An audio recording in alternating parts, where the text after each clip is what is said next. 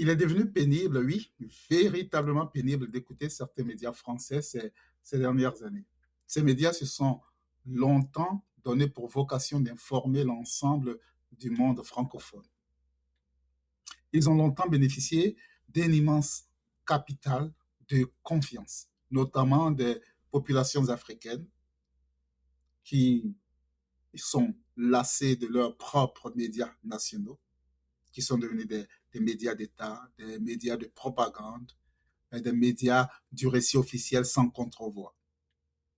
Et donc, ces populations africaines, francophones, s'étaient tournées vers la presse française. Ils se sont tournés vers la presse française comme un refuge intellectuel, espérant y trouver une sorte de rigueur, une sorte de pluralisme, d'honnêteté. Et ce qu'ils y trouvent aujourd'hui est tout autre. Car il faut bien le dire, hein, il est devenu pathétique d'écouter une partie des médias français. La haine, la haine obsessionnelle qu'ils nourrissent à l'égard de l'Amérique n'a plus rien d'une critique réfléchie. Non, ce n'est plus de l'analyse. C'est une sorte de fixation, c'est une névrose collective, une folie circulaire, parfois même un fantasme. À écouter les débats, les chroniques, à écouter les plateaux français, on a l'impression que certains journalistes, certains commentateurs retiennent leur souffle dans l'attente fébrile du jour où l'Amérique tomberait enfin. Sur les plateaux, défilent des experts autoproclamés, des analystes qui bien souvent auraient du mal à distinguer leur pied gauche de leur pied droit, mais qui s'improvisent. Pour l'occasion, s'improvisent spécialistes absolus des États-Unis, de la prétendue chute, du prétendu déclin, du prétendu effondrement des États-Unis, de la fin historique des États-Unis.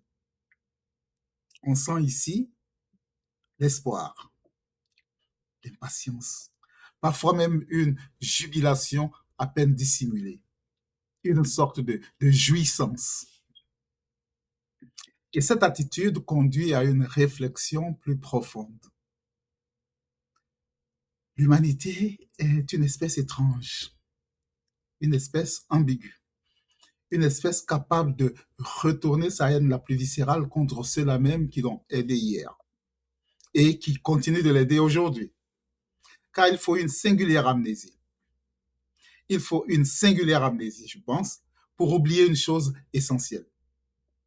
Pendant que la France se cachait dans ses caves, dans ses greniers et dans ses sous-sols, ce sont les soldats américains, entre autres, car il y a eu les soldats français, les soldats africains, les soldats asiatiques, qui, au prix de leur sang, ont contribué de manière décisive à la libération de la France du nazisme. Et pourtant, voici que certaines élites médiatiques françaises, devenues pour la circonstance amnésique, ne semblent rêver que d'un seul scénario, la chute de l'Amérique. Et dans ce rêve obstiné, les alliances imaginaires que ces médias se tissent par procuration deviennent rapidement risibles. Un jour, on acclame l'Iran, présenté comme un pseudo-État courageux, résistant héroïquement aux grands monstres américains. On nous explique avec un sérieux confondant que l'Iran serait en passe de gagner sa guerre contre les États-Unis. Et lorsque cette perspective devient de plus en plus improbable, on se tourne vers la Russie. Cette fois, nous dit-on, Moscou va briser le dos de l'Amérique. Et quand cette hypothèse paraît à son tour de moins en moins crédible, on invoque la Chine. Ah, la Chine. La Chine s'impatiente. La Chine va bientôt faire plier Washington. Et lorsque même cette prédiction refuse obstinément de se réaliser, on en appelle au registre théologique, le Vatican. l'Apocalypse, l'Antéchrist, Donald Trump. À force de vouloir voir l'Amérique chuter, on finit par tout convoquer, même le ciel. Mais derrière cette contorsion, derrière cette gesticulation anti-américaine, se cache une vérité bien plus dérangeante. Ces discours ne disent pas la puissance de la France. Ils disent la frustration de la France. Ces discours trahissent l'amertume d'un pays qui se voit comme central, mais qui sent confusément qu'il ne l'a jamais été. C'est le discours d'élite qui confondent commentaires et actions, qui confondent indignation morale et influence réelle.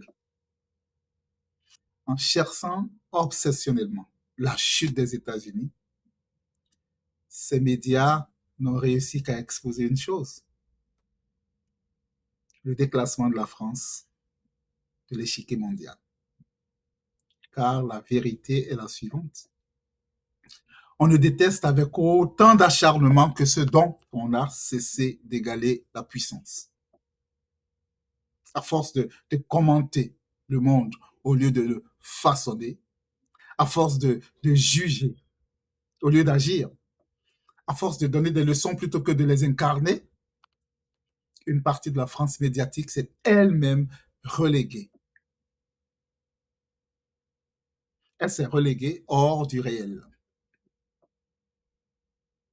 Elle s'est reléguée hors de la décision, hors de l'histoire active. Et dans cette relégation, elle se console en espérant la chute de ceux qui avancent encore. Mais le monde, lui, il continue, sans attendre les éditoriaux, sans attendre les plateaux, sans attendre leur permission. Le monde continue d'avancer. Et peut-être que le véritable scandale de notre époque n'est pas le prétendu déclin de l'Amérique, mais l'incapacité de certaines élites à accepter qu'elles ne sont plus le centre du monde. Merci et à très bientôt.